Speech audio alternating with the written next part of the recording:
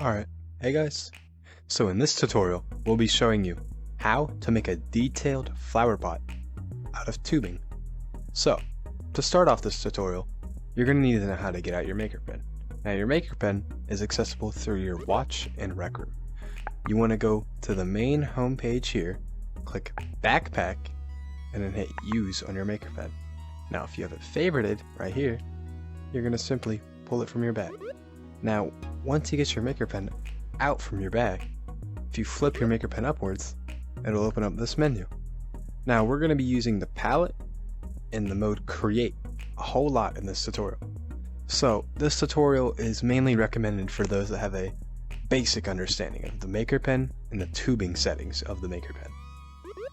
So we're going to open our palette, we're going to be using the shape tube, and then we're going to be going to our maker pen settings here.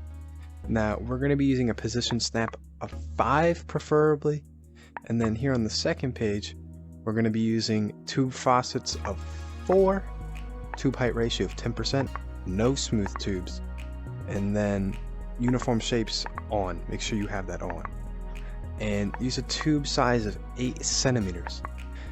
Now we're going to be picking our materials and our colors here, so I would recommend, I preferably use sand, but give it a feel, mess around with it. You could use carpet as well, it might give it a bit of an effect. I feel like sand with a dark red gives it more of a clay feel. So what we're going to want to do here is just slowly make just one little strip here. You can curve it, make it as detailed as you want it to be. And I think this is going to be how my pot looks. And then we move it down here. Now mirror clone it across and then make them connect. Now you might want to go back to your settings here and then go back to page 1 and edit your position snap down to 1 if you want it to be exactly, and you want it to be slightly larger. So now we're going to use the select mode here and select both one of these, and now go to the clone mode here and clone from this white part here, the middle. And now rotate it. Make sure you're using a rotation position of 5 degrees. And right whenever you have a gap between them, go back so there's no gap. We want this to be as circular as possible. Now, just continue doing this until you make an entire circle.